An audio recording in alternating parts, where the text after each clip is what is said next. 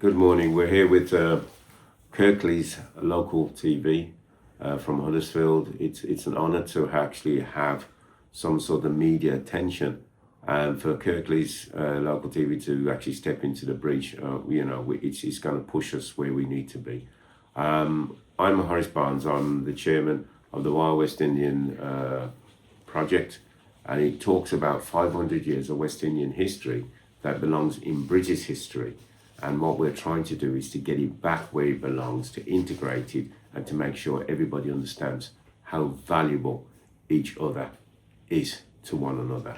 And it's a long way to go, but we're nearly there. And with Kirklees local TV, we're hoping to put another step on another run of another ladder. Thank you, sir. Good morning, sir. How are you doing? Good morning. Quite well, thank you very much.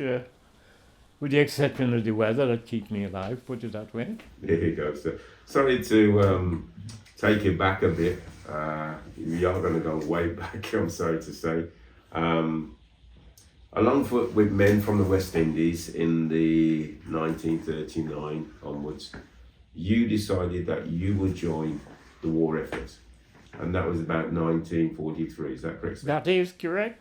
How did you get into it? Were you interviewed by the RAF? What had happened, the British government stated they needed young people from the West Indies, on the whole, including Trinidad, where I'm from, decided that they'll try and get some young blood in the forces. And of course, my grandfather was a Scotsman, as a matter of fact. And I knew a heck of a lot about England and wanted to see England. Therefore, opportunity arises, you had to take an exam, which I did. And the next thing I knew that I completed a form and was privileged to join the Royal Forces. I mean, what a wonderful word that you're using it. I mean, privilege. We're talking about not even being recruited, none of that. You actually went and actually signed the form yourself? That's right, oh yeah. Yeah, and you didn't tell your parents at the time? I know that my parents would be interested. And I know my parents, as I said, my grandparents, which was a Scotsman, worked with the British government on the railways in the island.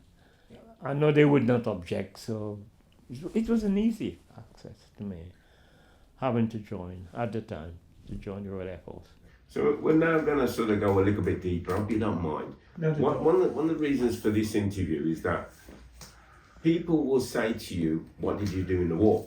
Right. But they won't ask you, how did you get to the war? I mean, you're in the West Indies, right? The war's taking place in Europe, right? People don't even understand that the Germans are actually attacking the West Indies. Correct. In the West Indies. Correct. For actually defending Britain, sending goods, sending products, sending materials, right? So you guys are already in the war. Yeah. At night time, you had to have blackouts, you know what I mean? Because the submarines were operating. So now, all of a sudden, you signed on. Right. You're now going to get yourself on board a ship. It was the Cuba, I think it was. So you're now on this ship. You're going to pick it up in Trinidad and Tobago. Yeah. And we started in Trinidad and Tobago, and we went among the smaller islands like Grenada, all the various. This is a West Indian thing anyway. Mm-hmm. And Jamaica we ended up, and from there we went to America, which was Camp Patrick Henry.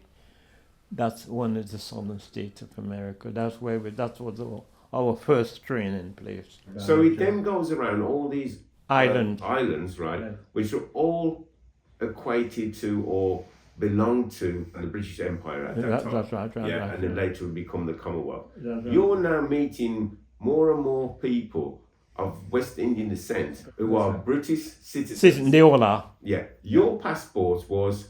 British passport. Yeah. So not only were you privileged to fight for Britain, you were actually a British citizen who's now over 4,000 miles away. Correct. And now you're going to come to the source of the actual battle here in Europe. Is that correct? That is correct. So you now end up in Fort Patrick, is that correct, sir? Camp Patrick Henry. Camp Patrick Henry, Yeah. in the United States. Yeah. The ship then docks there for a little while. Yeah. Yeah. And you're taking on more, this time you're taking on more Americans now, aren't you? Yeah. Yeah. Now the ship is full of West Indians at that point. Yeah. How did you feel? Well, the thing about it, as you know, British are British, and British, that's all we knew at that time. While in America, the system of restriction of black and white, discrimination, we coped to a certain extent. We wasn't half of it we wasn't pleased as such, but we got by. And so you get off the ship, you're mingling with the Americans, right? Right. And then so a few days later, you're going to get back on the ship. That's correct, sir? that is correct. And the ship's then going to take you directly to Liverpool, Liverpool, that's UK. Yeah. And at that point, you know that those ships could be attacked at any time. Oh, this is, well, at night especially, we normally been given the normal, that if there's an attack, it's going to be at night. Although as you were supported all along to Britain by the Navy, in other words, ships as well, that was a fearsome of protection, in the sense that if the German submarines, that the British government could do something about it. So, because I spoke to a mate of yours so many years ago, Benjamin Reed, he described a similar story to me. Yeah. Well, journey, shall we say. Right. And that the ships, these troop ship carriers, Yeah. were taking West Indians and Americans across the Atlantic, Yeah. and they were guarded by Royal Navy battleships. That is correct. That is so you had this official escort that would at take night, you, especially. yes, right across the ocean, Right. and to basically making sure that you arrive safely. Safely. I mean, how did you feel when you seen your first battleship out there? How did I feel? Proud, number one. Protected, number two. And hoping for the best. Again, feeling proud to be privileged by such. Yeah, and isn't that great to know that you're going to actually help Britain in the war, and Well, they're making all this effort to make sure you get there safely.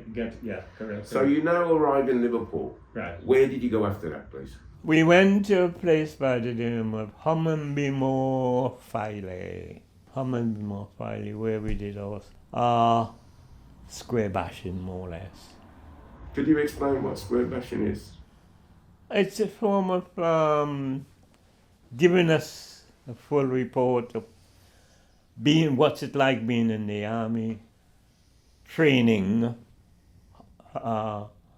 exercises, and the use of various weapons, things like that. So can I use a word, making sure that you're coordinated? Quite coordinated. You will be able to follow instructions. Correct. Yeah, and you'll be able to march in a straight line. Correct. Oh, that the very important thing, being able to march. Yeah. Yeah. In other words, the disciplines, it's a form of discipline. Fantastic, sir. Fantastic. You were assigned to requisitions and equipment. This would be where you're working alongside civilians, Yeah. but the civilians weren't allowed to join the military because their role was so important. Yeah. So you guys had to make sure that you could coordinate with them. Was that correct, sir? Correct. Yeah. So the job will be done. So anything that the military required had to go through these sort of lines. Correct. Is that right, sir? Correct. Yeah. Now, when you got what would you got posted to this sort of equipment and units. Assistant. Yeah. Yeah. Well, no. From there, after you finish your square bashing, as I put it, you go to what you call it like a trade system, and the trade system was various parts of the country. The one I went to was at Kirkham, and again, we had the military, the forces, obviously, the big RAF station, where they did mechanics, like driving and stuff like that, equipment assistance. They had various trades. You go on these trades, they last about 4 or 5 weeks, and then you are posted to various parts of the country to start doing the job that you were prepared for. So basically, if you don't mind me summing it up here, Go on. you were actually the backbone of the military. If you want to call it, if you want to call it that. Thank you, sir. Thank you. But what I'm trying to say, if you did not supply what was required for the military to do the fight, Right. they would not be in a position to Carry actually carry on. And how do you feel about that? Well, I was here to do a job. End of story. I was here to do a job, and providing I did it satisfactorily, which our officers made sure we had to do, no problem at all. Fantastic, sir. I mean, you ended up at the RAF Woodcote, Goring Heath in Oxfordshire. Yeah. Can you give us some more, your duties? You said that you were doing, you obviously did the training to do the equipment training. And all That's right. stuff. Oh, yes, you had to. Yeah, and then you did, you could be a security detail at any one time. In those days, no, this is the thing I can't understand nowadays. When I look at the RAF today, I look around, and in my days, we carried guns. We had guns, and we marched with guns and things like that. Part of your duty, security, you're there. But now the RAF, I haven't seen, and it starts making you wonder, are you dreaming? You know what I mean? do you, I mean, obviously you were in a period of war then, so you had to be at the ready at any one time. So, you had, like you said, you went and you did how to shoot a gun. Yeah. You had to do target practice, you had to do security, yes. And you had to do all of that as well. Yeah. And you were then actually put in a position where you could actually help the war effort in such a way. You could be called up and sent anywhere. Yeah, there you go, mate. So for me, I mean, as this story is evolving, this journey is evolving, you're evolving, we've seen you going along from, this is 1943, remember the war started in 1939, so 1939, sorry. 39. And West Indians were already coming over and joining the war at that time. You were actually not allowed because you weren't old enough at that point. No, I was only 18 and a half. But you joined when you joined, and that's all that matters. So you get moved around quite a lot, didn't you? Correct. So you're now in RAF, is it Exon, Staffordshire? My job then was all over the mostly maintenance unit. But like everything else, you go to these station and you've been anything to be done is done. ACHGD, anything like that. Any work need doing, you can be called upon. The warrant officer, his duty, things like that. So that's about it. Well, it's not about it, because at the end of the day, you now say that, I presume it's the first time you ever seen a helicopter, where that was true, where they because the roads are so dangerous to drive, would that be reasonable to say? The materials, the equipment, the whatever, you're repairing is now coming in by helicopters. By helicopter. Yeah. So is that the first time you've seen a helicopter? Yeah. I mean, did you stop and look, when you're supposed to be carrying stuff? I did, surprisingly. But again, this is a new country to me, and any form of new invention was lovely to see. Fantastic. I mean, you get a rank now, don't you? You become a... Well, and by the way, I must mention that I did a lot of athletics. And with my athletics, I did a heck of a for the forces, in a sense. They want a representative in those days. we had sports in this country, athletics, and I always take part. And I was they made me a sergeant eventually.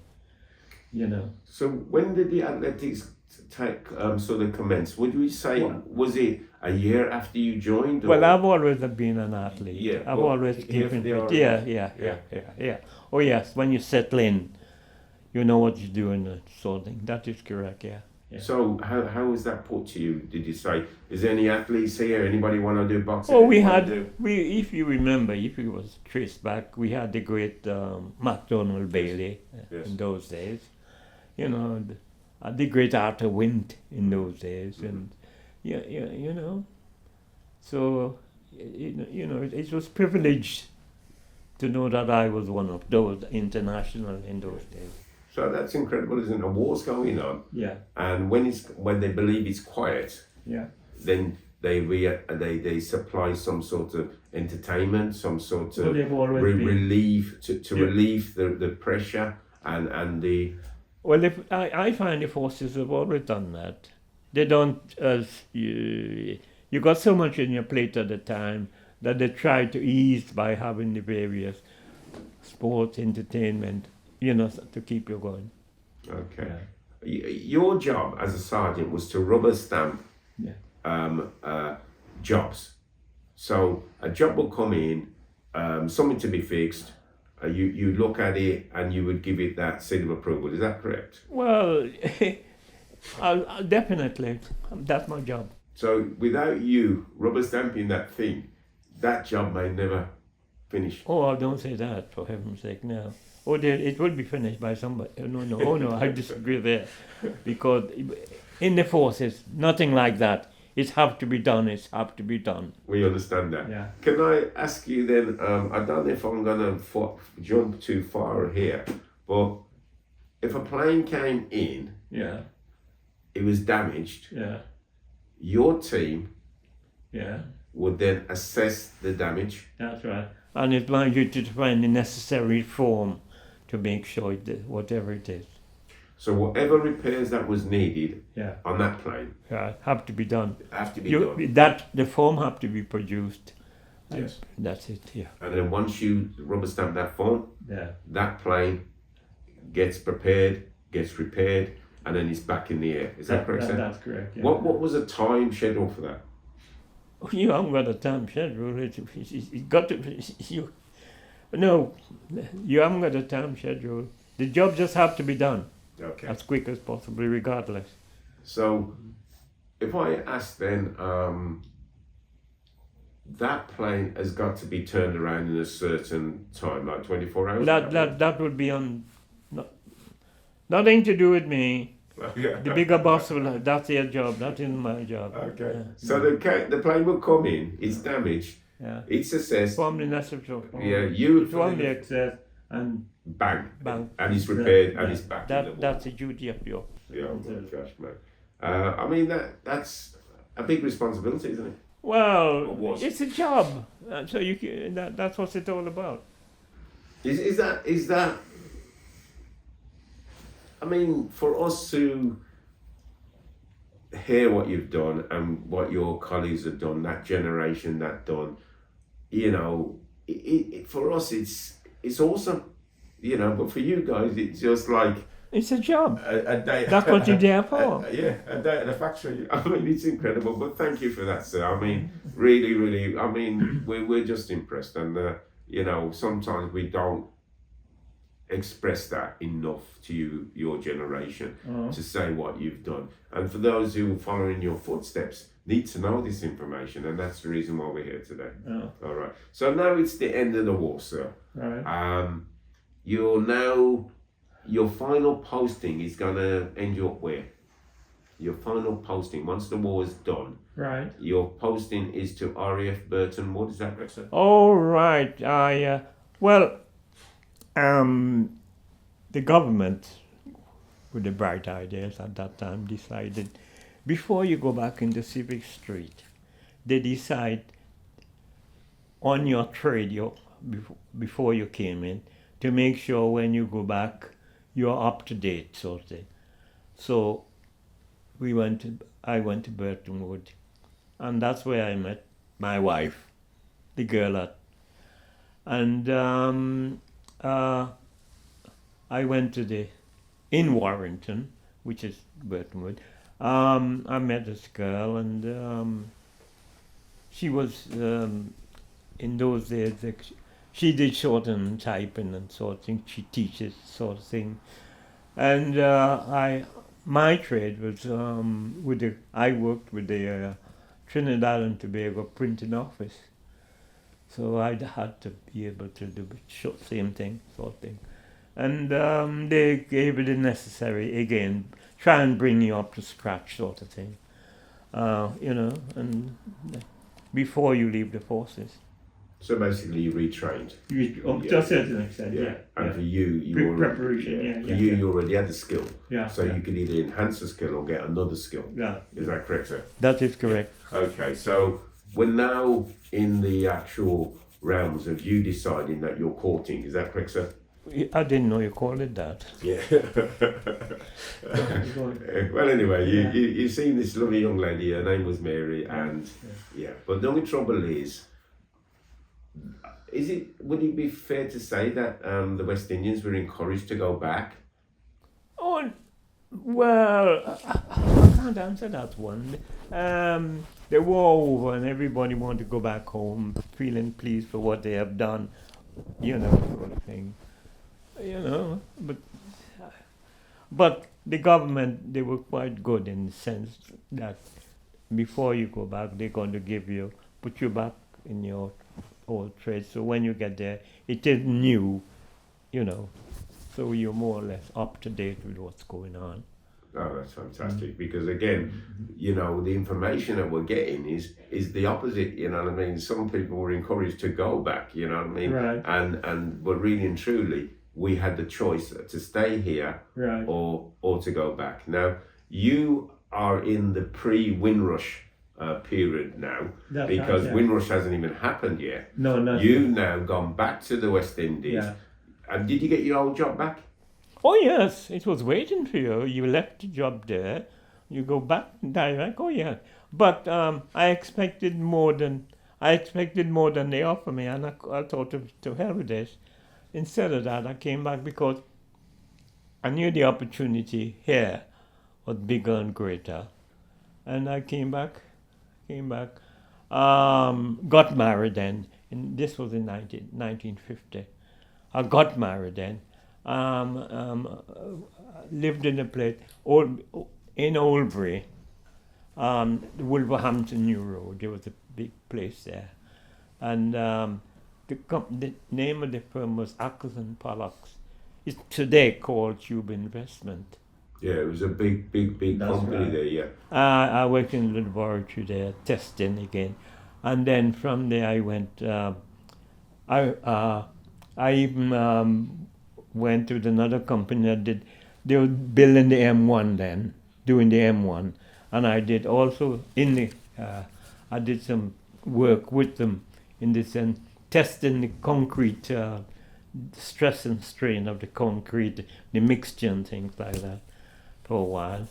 And I even went to the BSA, worked with the BSA for a bit, and ended up with the post office. And the reason for that was, in those days, there were so many bloody strikes in Birmingham. And I wanted something, and my parents have always said, you get a permanent job, a government job, where you get a pension in your old age. And I ended up with the post office, and it was telecommunications sort of thing. And immediately when they brought in computers and things like that, they were, again, ask you whether you want to stay with the post office or would you want to go to, stay with the, what side you want to go. And I said, I'll go back to the post office instead of staying with the computer, with the telecommunication. And that was the advice I was given. And went there for a while, and I ended up at Acock Green as a manager, as an area manager. So is it 1947? You took BOAC Airlines and came back to Britain. Did you come by plane? I came back, not British Airways, Trinidad Airline. Was it Trinidad Airlines? Oh, yeah. And where did they take you to? Damn it, where did the hell did I end up? Did they take you to like America or something like that? And you No. We came direct. direct. Oh yeah. Okay. Yeah. All We came. So that was. So what I'm trying to say is that's 1947. This is pre-1948. That West Indians who had served mainly, went back to the West Indies, and then a lot of us. Yeah. Some of us came back. Yeah. And came back. But at the same time, many of them did not return straight away. They actually helped to rebuild the country at that point. Right. And is that was that a big influence on you?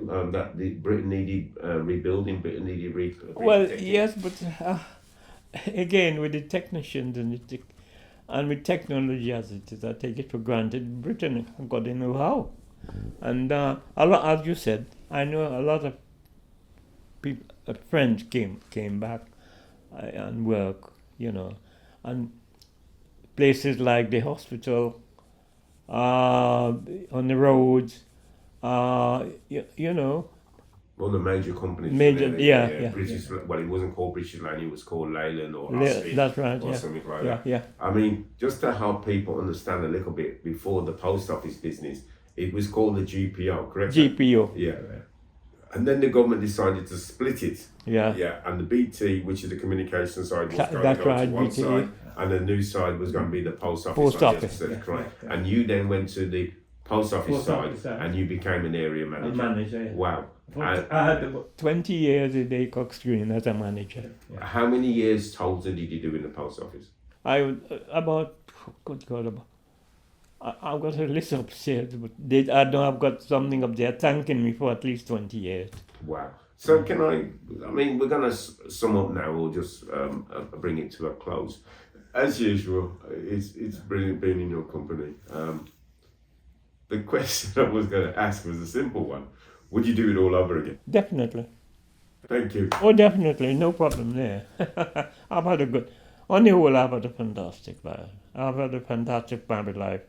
My wife died on the 24th of February last year, 1925, which I'm 100 now, but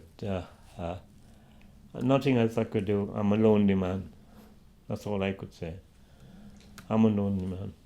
Prince Albert Jacob. Thank you very much. Thank you for your time, sir, and thank you for your service. It's been a pleasure. Mr. J, the experience that you've had is a unique experience, especially those in the West Indies. They would have heard about all these other countries, Barbados, but St. Lucia, St. Kitts, and yeah. And of course, even on the mainland, you're talking about Guyana. Yes. Yeah. Wrong corner. So the question is, when how many people of different countries did you meet before going on the ship, and how many people did you meet after going on the ship that you would encompass as the When I say I met, I've been to places like Barbados on holiday, but to turn around and say I've met people from Jamaica or Grenada and place, no. The first time I met them was on the boat, and it was a pleasure. Put it that way. And how did you feel when you're meeting, you're going into a battle now, or you're going into a war, and you're meeting all these people that you've heard about. Yeah, but like everything else, we as West Indians, thank God, we tried to protect each other. Wow. The unity was there.